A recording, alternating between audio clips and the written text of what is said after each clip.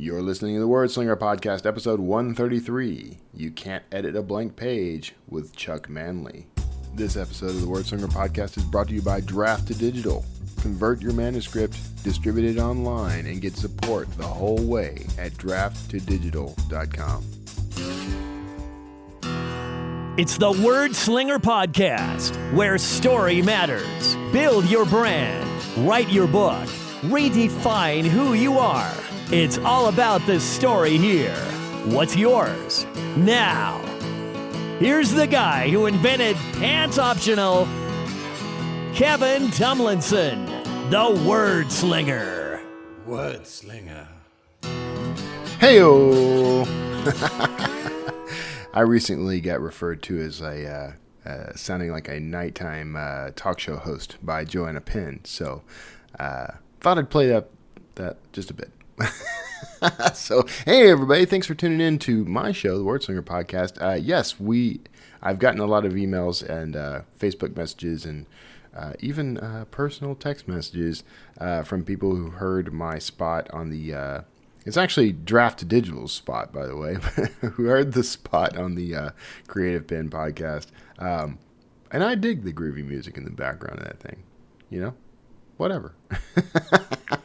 Maybe I'll start putting that behind my intros on Word Slinger Podcast. So this is officially episode. This is going to sound a little weird, but this is episode 2 of the video version of the podcast that's going on. Going to go up on YouTube. I'm recording this a full solid week in advance because I'll be traveling as of tomorrow from my time. I'm going to be leaving tomorrow morning, Friday. I'm going to spend, Kara and I are going to road trip it. We're going to go up to Colorado by way of Waco. We're just going to kind of hang out in Waco, and I know I got some folks around that area. Kara and I are talking about our schedules a little to see if there's a way to do some visits, just chat with some folks. We're really only there for the one night, and we've kind of already planned everything we were going to do, dinner and that sort of thing. But hopefully. So, because I love chatting everybody up. I love meeting people out in the we'll say IRL because that's what the kids say. So this week, man, I'm talking with Chuck Manley. You're gonna enjoy this interview. I always call out his name, but you get to see Chuck on video. So make sure you go and check out the new YouTube channel. And you can find that at bit.ly/wordslingerpodcast. That's going to take you right to the YouTube channel directly. Please hit subscribe, and please hit the little bell icon so that you can get notified every time a Word Slinger podcast goes up. I think that's going to be pretty cool. I'm still kind of feeling things out as far as producing that. And I've had lots of mentors to kind of talk me through a few things. I'm going to be digging a little deeper too. I've talked to Joe and Kate Russo a little about how they operate their channel. They're putting in just ridiculous numbers of hours each week, but we got a different format show. I produce my show in interview format for a variety of reasons. But I've also talked with Tim Knox and Dale Roberts. These guys have successful YouTube shows. By the way, all 3 of these, 4 technically. I don't know why. Kate, I'm sorry. I apologize. I always mention you alongside Joe and then don't count you when I'm talking about your shows. So I've talked to all 4 of these individuals about their 3 respective shows and how they operate things for this very podcast. So you're going to want to tune in for those in the future. But that's all housekeeping stuff we could have talked about after the interview. At any rate, very excited about the YouTube thing, and definitely check that out. And now I think what I'm going to do is hop right on in to this interview with Chuck Manley so that you can get his pearls of wisdom. Really enjoyed this interview. I hope you do too. And I'll stick around. We'll do some more housekeeping right after the interview. See you there.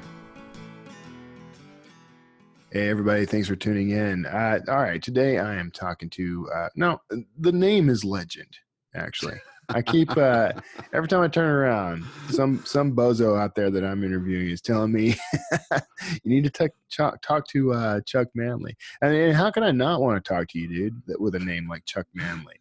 So, welcome to the show. Well, thank you. I just want to say the name over and over again. Yeah, my son actually has a little bit better. His name is Jacob, and we call him Jake. So he's Jake Manley, and Manley. I keep telling him he needs to be a private investigator when he grows up. Just like Jake Manley, PI. No kidding, man. That kid has to have a permanent fedora mounted to his Exactly. So, now all kidding aside, I mean, you are an independent author, like me and many other people I talk to. So you're the author of the Paragons trilogy. I did not mention that in the intro yet. Among other things, you got some other things going on, including a podcast. You just told me. I do. I have the Story Shots podcast. It's 10 or 15 minutes long each episode, and it's basically just I take writing rules like show don't tell, things like that. I try to drill down and really give examples of how to do that, because back in the day when I was first getting into this, I'd ask, hey, how do you show don't tell? And I'd get all this fluffy, oh, you have to feel the nuances of the words kind of stuff, and I was like, that's just useless, man. You got to tell me what to do. I want nuts and bolts here. So it's kind of like that. To be fair, I think you do have to feel the nuances of the words. I agree, but you kind of have to know what words to use first. Exactly. All right, so it's a real quick writing advice show. It is, and I touch a little bit on just the writer's lifestyle stuff too, about work ethic and things like that. It's mostly for people who are just kind of getting into it and maybe don't have their craft where it needs to be. Right. Because when I first discovered indie publishing, the standing advice is go out, find the best books in your genre, read those books. But I don't think we mention enough that you should also find the crappiest books in your genre and read those too to figure out why they're crap. All right. And I did that. And I've been doing that since before KDP. But and I read some of these not so good books. And I realized that they actually had really good ideas behind them. It's just the writer didn't have the nuts and bolts craft that they needed to get their idea across effectively. And I felt like, that's something I could help with. So, so the Story Shots was born. I did a couple of guest hosts on the Sterling and Stone guys' Smarter Artist podcast. Yeah. And that is kind of what got me into it. And then when that went away, I decided to try and slip my own thing kind of into that space. Yeah, that's cool. I used to do their 8 questions. I used to host that. Yeah, yes, I like that one too, and it also went away. Well, that's okay, man. I was doing too many podcasts as it was, honestly. You are prodigious, because I mean, your voice is, I could hear it anywhere and know exactly who was talking. I've heard you a lot. I'll take it as a compliment. You should. Warning, maybe. Not at all. All right. So, okay, you're. How long have you been doing this, man? How long have you been writing? Oh, well, there's a story there too, of course. It's about 1975. Mm-hmm. I was 8 years old. Lived in Pasadena, Texas at the time, actually. Oh, okay. All right. And stomping grounds. I wrote a short story for my class, I guess, third, fourth grade, I guess. And it was a Halloween story. And it was about me and my class going to a ghost town. Okay. And everybody disappeared except for me, and I had to save the day. But my teacher read it, and she liked it so much, she read it to the class. And then she showed it to the other teacher in the same grade as me, and she read it to her class. And then they showed it to the principal, and he put it on the bulletin board outside the lunchroom doors, which for me at the time as an 8-year-old with we'll call it an excessively dramatic home life, that made me feel like a rock star. And I've had the bug ever since. Your first public publication. That's what it was. Yeah. Yeah, man, that's cool. I had a couple of experiences like that when I was in school. That really kind of set me on the road. So. Exactly. And then I started writing, those marble covered black and white primers you used to get back in school. Composition books. Yeah. The composition books. Yeah. I would actually sit down and write Hardy Boys style mysteries with me and my best friend as the two characters in those. And it just, it's been snowballing ever since. Yeah. It's cool, man. That's very cool. Yeah, I used to do that. I used to ape the Encyclopedia Brown stories. Oh yeah, I love those. There was another one. Hitchcock actually had a three investigators line too that I always liked a lot. There was a bunch of those back then. I don't. Yeah. They're harder to find now. Yeah, it seems like stuff like that. It was a little more fun back then, I think. Yeah, everybody wanted to be a detective, Right, know, and now everybody wants to be a vampire or Harry Potter or something. Yeah, let's go back to which isn't bad, but I kind of miss the whole.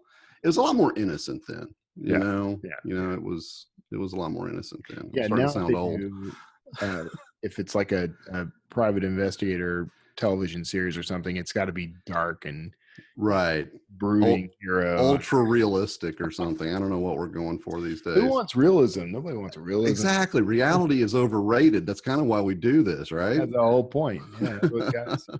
So when did you actually start writing for money? I mean, just publishing. I started I wrote my first novel. I finished it. Oh gosh, mid '90s, I guess. And I started. I'd been submitting short stories and things like that to the magazines back then, and I collected my enormous stack of rejection letters and all that stuff. I have a handwritten rejection letter from Marion Zimmer Bradley. That was the best one. Yeah, that was the best one I ever got. And she said she liked the story. It just didn't fit, blah, blah, blah. But around about, late 90s, I'd been doing the submission thing for, ever. I had one completed novel and a couple of other closet novels that were actually sitting in my closet right now still. But I just got fed up with the whole trad pub thing. I actually met a writer who was a friend of a friend, and he started telling me about the business side of actually being published and all that stuff.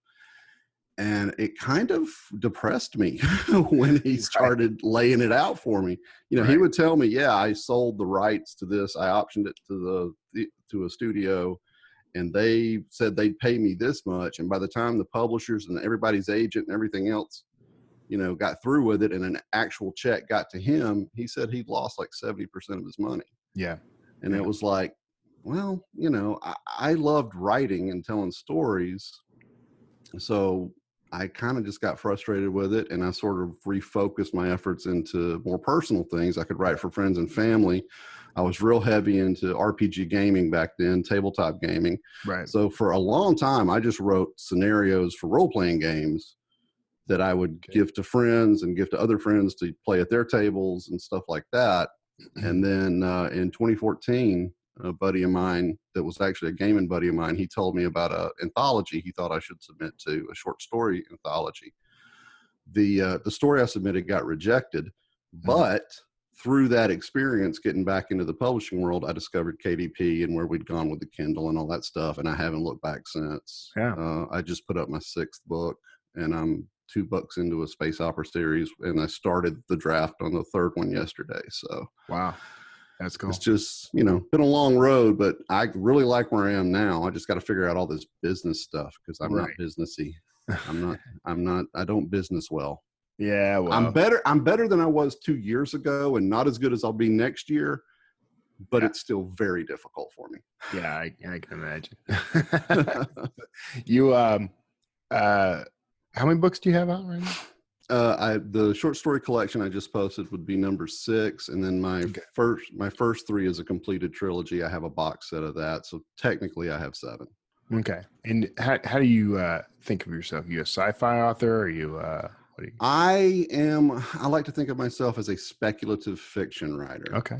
Speculative fiction is sort of that the old umbrella. Jim. Yeah, that little umbrella catch-all for anything fantastic in a book. I can pretty much write it. I've got ideas for thrillers that have like weird science type things, like the Joe Ledger series from Marbury, and I've got more ideas, and I've got lifetime to write them. So the curse of the author. Yeah, and and everything I do, I do have some straight up regular type thrillers in mind, but most everything I do tends to veer off into the weird at some point to some degree. Yeah. So, yeah, because that's just fun. Yeah, exactly. Right. If you're not going to have any fun with it, then why do it? Fun is rule 1. Absolutely. Yeah. Always. So what's your routine right now? What do you? Well, I am fortunate enough that I had a very career-minded wife that I fooled into marrying me Okay. about 20 years ago. So she makes a good enough living that I can stay home and take care of the kids. So pretty much I get up at 5:30 every morning. I get the wife and kids off to work and school. I'm at my desk by about 9ish, and I write the first part. And then after that, like right now I'm struggling with the Amazon marketing ads. Mm-hmm.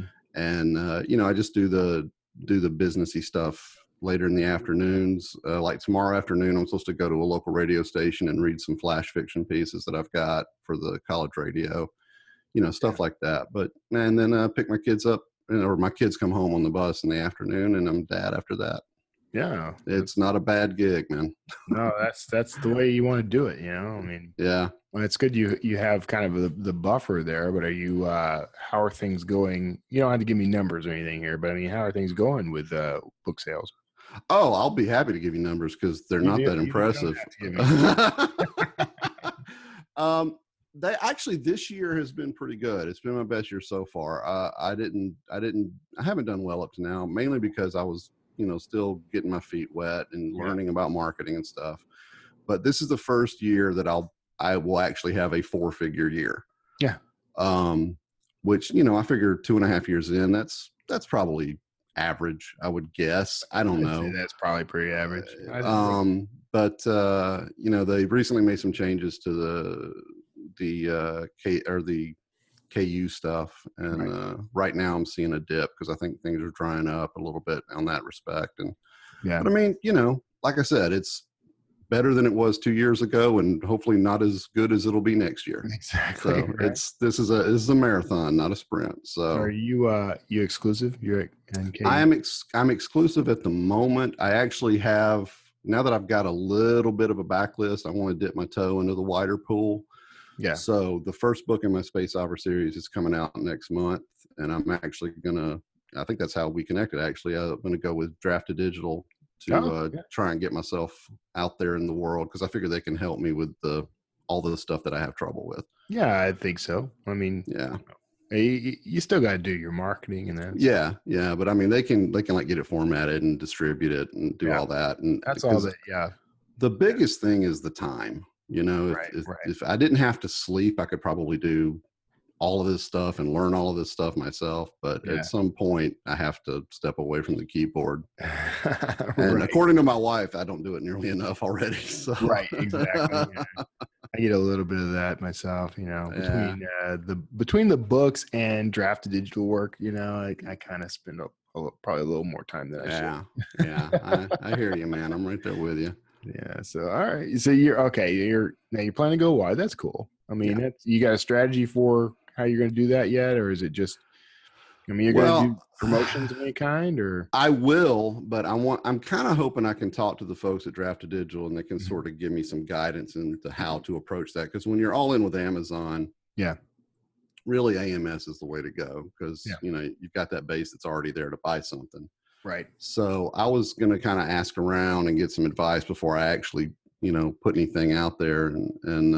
But there will be some promotion. I'm just going to have to figure out the best way to approach it as I get closer to the time. I will tell you. So everybody's falling back on Facebook ads, and I think you can still milk that a little. I had a conversation with an author a few days ago. She's not on the show. I didn't interview her for the show, although I probably should. She's got about 70 books out. Here's what I know, dude. I used to go around like, I got like 40 books out, and revel in the praise. And now I'm minor.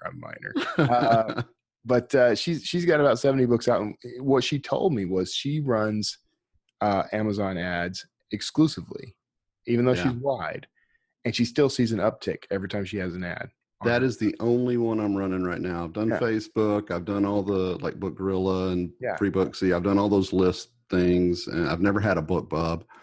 But now, I just got my first book bub. Did you really? Like congratulations! I think that's like throw a party kind of congratulations. It is. I've kept it kind of subdued. That is awesome, man. No, Well, I thought it was interesting because she was saying she's wide. She sees an uptick on her other channels. So I don't know how that's translating.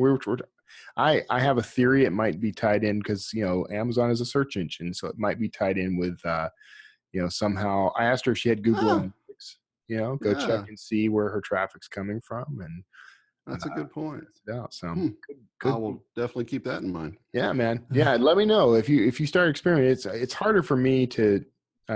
I'm going to start running more of those ads. All right, did you do like Brian Meeks's course? Actually, that's what got me into it was your interview with him. Okay, And I bought the book, and I've been reading it, and so far I've read enough of it that I've reworked the product descriptions on both my series starters. Yeah. And I'm kind of looking at the covers now to see if I need to tweak those too. But that's a very useful book.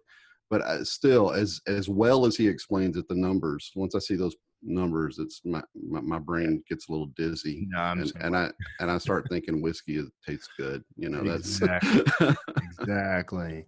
Well, you and I are on the same page all over. So I'm looking at your covers, and I think your cover's pretty good. I don't think well, thank you. anything special that you need to do. They're consistent, they look like. Yeah, I tried to keep them branded. Yeah, that's good. That was a mistake I made early on. Was I did not try to keep my work branded, and I didn't even think about it. Even though I was a marketing guy at the time, I didn't think about it. Oh, well, you should have seen my first book description. It was like a chapter out of the book. I mean, it was just this huge long block of text. Yeah, I thought I had to use every single character. Right. Yeah, because I mean, my work history is in healthcare and electronics. I've never done anything business related in my life. Right. So this is all new territory to me. Healthcare, man. Just think of it like healthcare. I'm sure there's an analogy there. Well, I worked in surgery, so my patients were all asleep with tubes down their throats. Right. So there wasn't a lot of communication going on. Your book copy is the patient. They have an excess of something. Yes. Cut it down. But yeah, I have cut the last one. The one I posted yesterday is cut substantially. Yeah. I've decided now I'm going to try and just keep them under 150 words if I can. Just keep them nice. That's probably not a bad idea. Yeah. There's a whole formula not formula. I hate telling people that. I don't do this for just anyone these days. I only do this on referral and I'm very expensive for anyone. But I write book descriptions for some pretty well-known authors out there. Yeah. And I have a kind of formula of sorts. I need to probably boil it down. I got links to how to write a good book description on Drafted Digital. I will keep that. Yeah, I'll definitely read that for sure. Yeah, I'm gonna put that down in the show notes. Description. Okay, so not to veer off too much, but so you're pretty much a one-man shop right now. You're handling your covers. Or do you design your covers, or you? I designed the first one. I did that one myself with a little help from a buddy of mine here in town. The rest of them are either he helped me, he did them for me, or I used 99 Designs. Okay. And there is one, the cover from the first Brace Cordova book. That's actually a pre-made. I got off of it for like $40. I got off one of the pre-made sites, and then I'm branding off of that one for the rest of them through 99 Designs. Okay, that's the Cordova Vector. That is correct. Yeah, the Cordova Vector, which is quite a cool cover, and I do see I see some elements in the books that follow. So. Yeah, there's only the one after that. So I'm going to try and keep the font the same and, stuff like that down the road.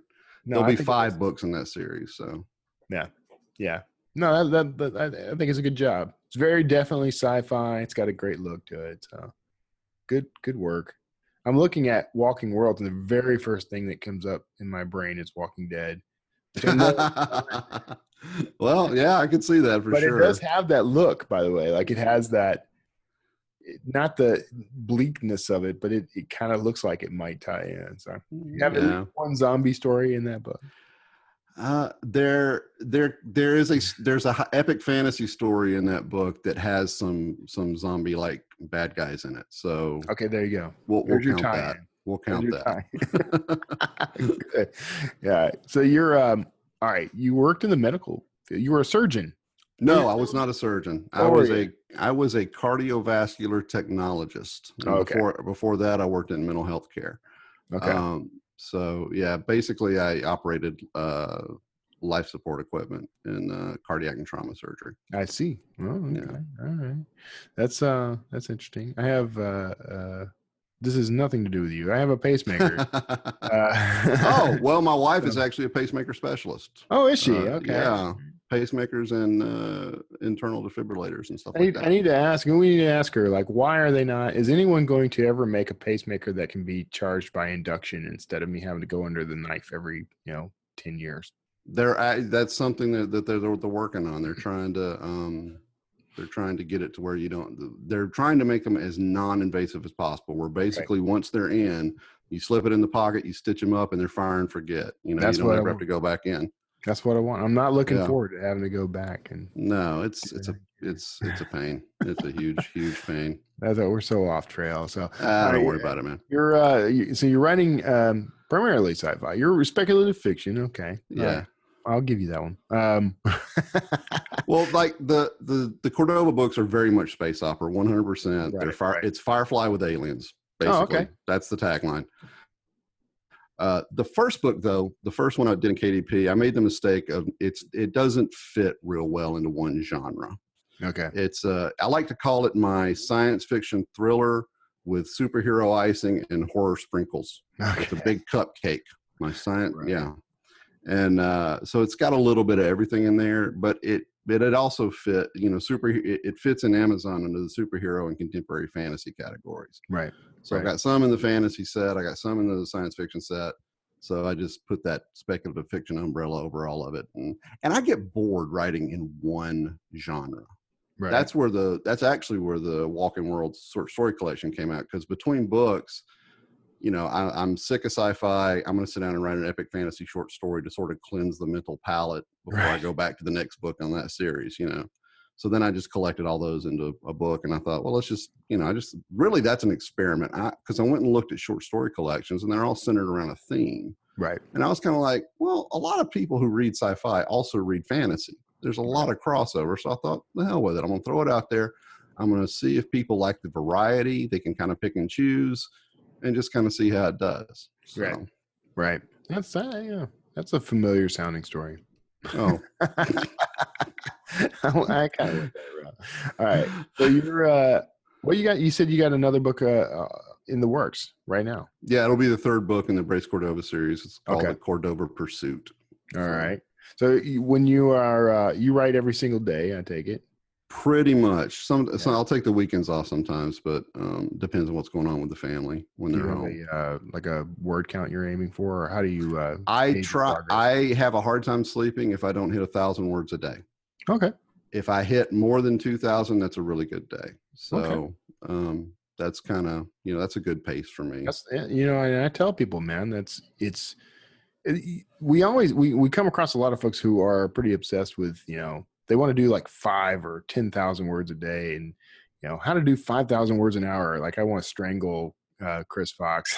Yeah. You're listening, Chris. I'm mostly I respect that. I respect the ability to do that. I just, my books end up being like I think they average about 90,000 words each. Yeah. And so they're longer books, which I don't know. I kind of have that slow and steady wins the race attitude, Mm-hmm. so, and I'm not saying, I actually believe a lot of times that writing fast is you actually can get some better writing doing it quick than when you're taking too much time to think about it. Right.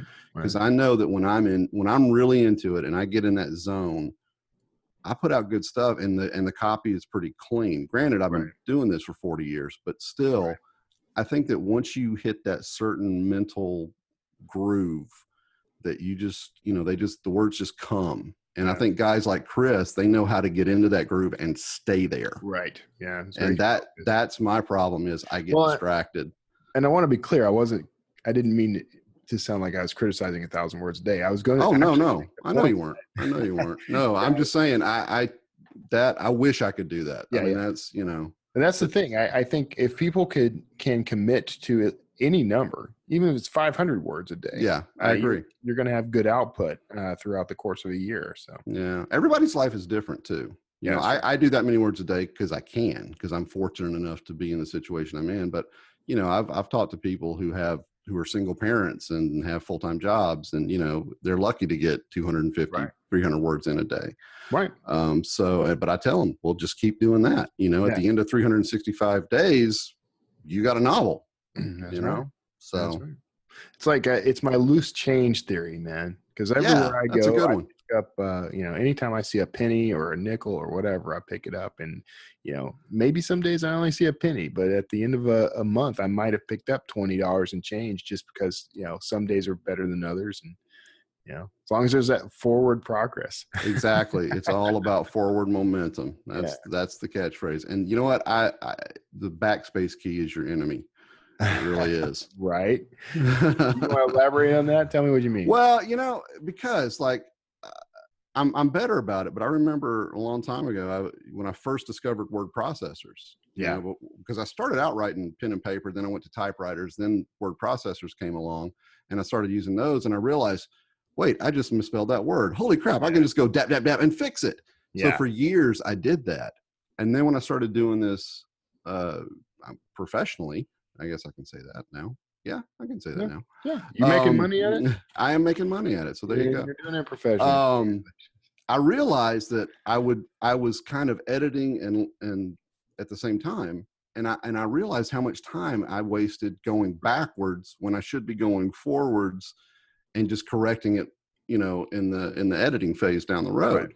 Right. And so I wish there was some way I could just like turn off the backspace key while I'm working. Because even now I've tried to discipline myself about it, and I still, you know, if I catch something, it'll be like a little doubt ferret just niggering at my brain, and it just, and I'll have to go back and fix it. So, and that slows you down, because then you have to get back on track to where you were when you started backspacing. Right. Yeah. So I imagine a lot of people do that. That's exactly right. That's one of my pieces of advice for authors is just do not edit as you go. Like, don't edit as you write. It doesn't just slow you down by half, by the way. It's like exponentially. It is. It is. You end up just kind of ruining your flow, and half the time you won't get the book done. I have a good friend of mine. I used to tell people he's been working on the same book for 10 years, but he informed me he's actually been working on it for 20 years. Wow. So, but it's letter perfect to the point he's written to. For all the good that does anybody. So you're giving little bits of wisdom in your new podcast. What you got something what would be a tidbit, a pearl of wisdom you could share with the writing audience? Oh gosh, there's your best piece. Let's dig out your gem. The best piece of advice I would give somebody who's like been at it a while or just getting started, or let's start with just starting. What would you tell the will-be author? You're gonna suck. All right. It's just I love you, but that's the way it's gonna go. You have to give yourself permission to be bad and finish what you start, even though it's bad. Yeah. You cannot edit a blank page, right? I mean, the Mythbusters proved you can polish a turd. So if you can do that, you can go back and fix whatever was bad in your manuscript, but don't get hung up on it not being, your writing idol's work right out of the gate, because it'll never be that. Right. So, allow yourself to be bad and finish what you start. That's what I would say to people who are just wanting to write their first novel or whatever. Yeah, no, that's great. Well, you got now. Okay, so you might have advice for the advanced novelist. You want to? Well, same that maybe, because the thing about it is, let's say like you've obviously been doing it a while. I've been doing it a while. Mm-hmm. It's going to depend. You might need a separate piece of advice than I would need. I would need to read one of your books to see, right. Okay, you're a little shaky here, and I would give you advice on that. And you could read one of mine and do the same thing, I'm sure. I know I'm bad about repetitive stuff. Yeah. Like I'll use the same word in a paragraph kind of thing. Right. And, it's just the way my brain's wired. So, people who've been at it a while, it's going to be different depending on that writer's style. Now, the one thing I will say to anybody who's been at it a while and is discovering self-publishing for the first time is you have to come to a point where your book becomes your product. Yeah. You have to put on that business hat, and that's hard for a lot of people. There's a pretty active literary community here in Huntsville, my town here, and that's something I have to tell a lot of those guys. Most of them are younger, so they've still got that, this is my precious baby, and it should never be, it should be gilded and worshipped and yada, yada, yada. Right. And I'm like, no, what you have there, if you're interested in selling it, is a product that you better make sure the public is going to want to read. Exactly. And you have to get mercenary about it. Right. So that would be, I think, that advice that I would give. Perfect. All right. Well, and people who want to get more of that advice, where can they find your podcast? It's called the Story Shots Podcast. It's available on iTunes and Stitcher, also at Libsyn, which hosts it. New episodes come out every Friday, except last Friday, because I'm a doofus and I messed up and it didn't come out till today. So whoever's listening gets 2 this week. All right. And yeah, that's where that's available. And then you can also find out more about it at www.C.StevenManley.net, which is my website, and it has links to all my books and my podcast. Excellent. Well, we'll check it out, man. All right. So we're going to wrap things up. Everybody listening, I appreciate you hanging out, and I'm glad you got to tune in for this particular interview because, again, I keep hearing this guy's name everywhere I go. On all those shows where you hear my voice, those guys after the fact, they're like, Chuck Manley, man. That's all. That's all they say. My wife got a real kick out of it. When you sent me the email, she read it, and she got a real kick out of that "your name is legend" thing. And she's like, yeah, in your head, man. We all have to be our own legends, man. That's all true. Right. So, okay, everybody, you hang out. You're probably hearing the groovy bridge music right now. You may dance in place at will, and I will fill you in with a little bit of housekeeping right after this. Thanks a lot for being on the show, man. You bet. I appreciate you having me, Kevin. All right. That was my interview with Chuck Manley. I hope you were dancing there at the end. I do. And unlike Conan O'Brien, not only I may dance, which if you are a Simpsons fan, you'll get that reference. And please let me know that you did. So that was a great interview, and Chuck had a lot to say. In fact, this was one of those interviews that I got more sound bites for his potential quote for his interview card than I'm really going to be able to use. So I should also tell you that as of Nick Thacker's interview last week, actually, no, I've got a few more of these floating around, too, that were audio only. But as of Nick's interview last week, I have started doing what I'm calling the Word Slinger After Show, which I think I briefly mentioned last episode. But this is going to be a special treat for people who support me on Patreon. So you'll be able to get access to this. It's going to be a growing library of these things. I don't know how I'm going to handle it yet. I'm still working out details on the best way to approach offering this material to people. I do know that I want it to be exclusive to the folks who are supporting the show via Patreon, because I got to offer you guys something, and I do appreciate the money you've been throwing my way, and it helps with the production of the show and the overhead of the show. So I do appreciate that. If you'd like to become a Patreon supporter, you can do that at wordslingerpodcast.com. Click on the little Patreon logo. You can also do it. I've got a link now I should have been giving out all along. If you go to patreon.com/Kevin Tumlinson. Now, that may change in the future. So go. That's where you start now. I'm actually thinking of, I want everything to be Wordslinger focused. So that originally, there was a whole backstory to this channel. There's a reason why this channel was neglected for so long, guys. Whatever. Yeah, it's a cobbler's kids thing. I love to help people get their strategy in place so that they can promote themselves and do their thing. I've been doing this for clients and authors for years, and I just didn't didn't focus on my own stuff, and that's a danger, by the way. So you need to make sure you take care of yourself. It's the airplane analogy. If you're on an airplane, they tell you, if in case of depressurization, the mask will fall from the ceiling, and you need to place the mask on yourself before you help the person next to you, right? Take care of your own needs so that you're in a better position to take care of the needs of others. And I'm a big believer, a big fan of that Zig Ziglar principle of, you can get anything you want out of life if you're willing to help enough other people get what they want. That is an ongoing mantra of mine, and I do help everyone as much as I possibly can. Sometimes I fail at it, I'm not always very good at doing some of the things that people need me to do for them, but I try. But I have to be at a place where I have the resources and the ability and the energy and the capabilities. I have to take care of myself in order to do that. I haven't been taking care of myself in certain respects. But I've been changing that. I'm losing some weight. I'm feeling better, looking better.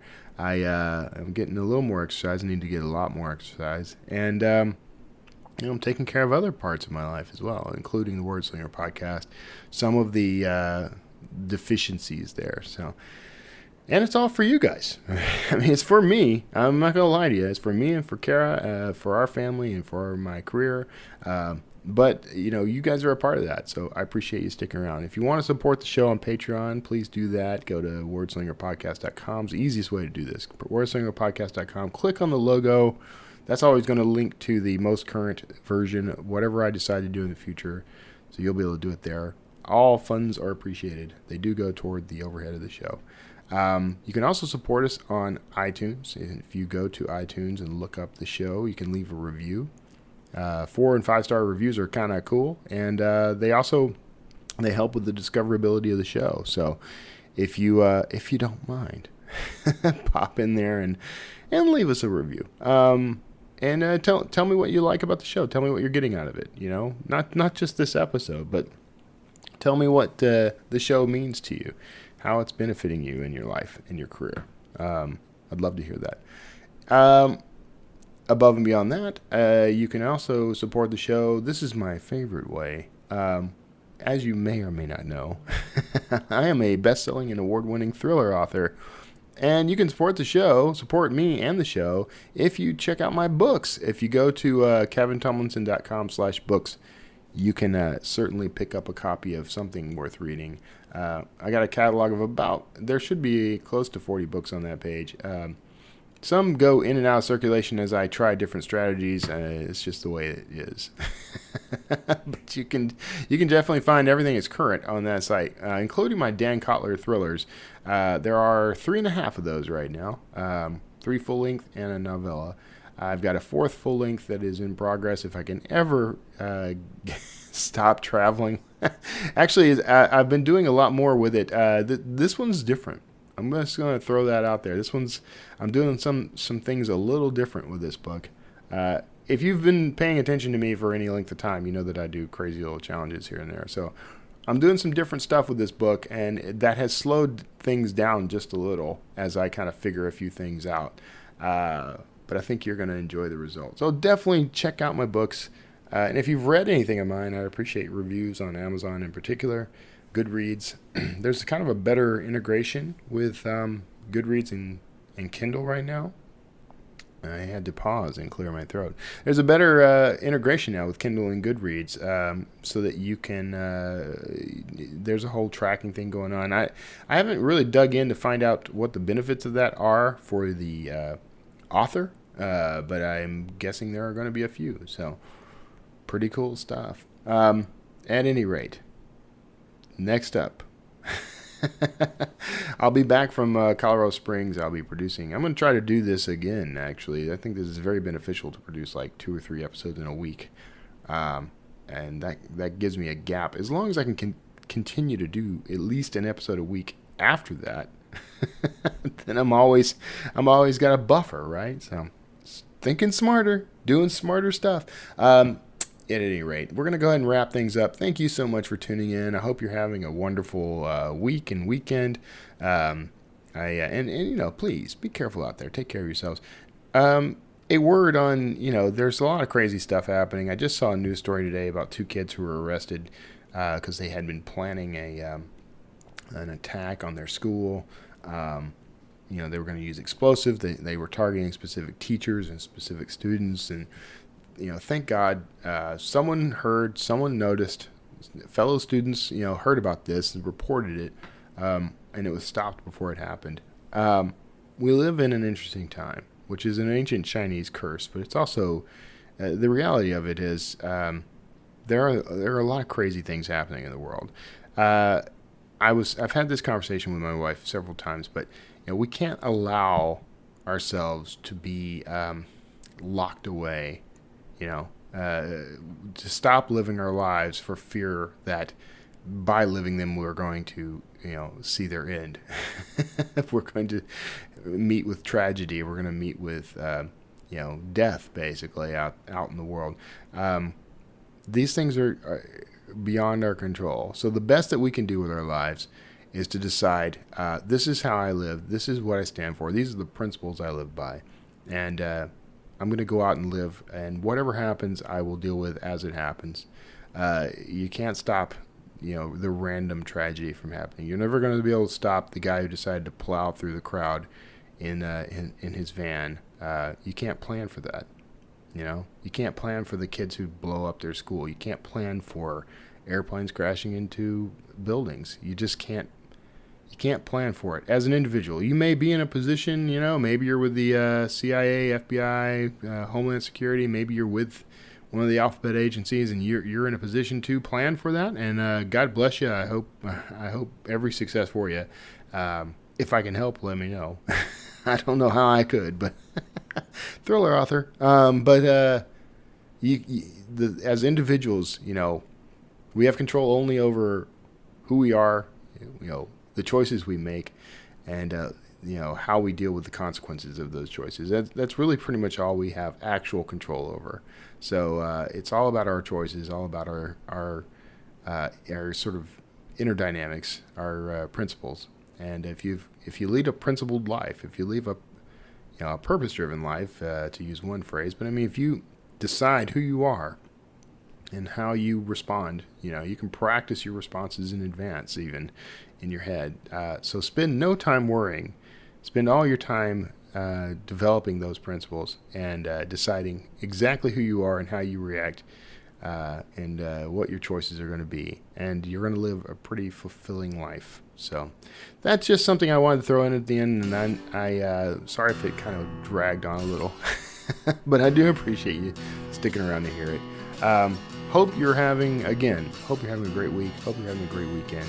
God bless each and every one of you, and I'll see you all next time.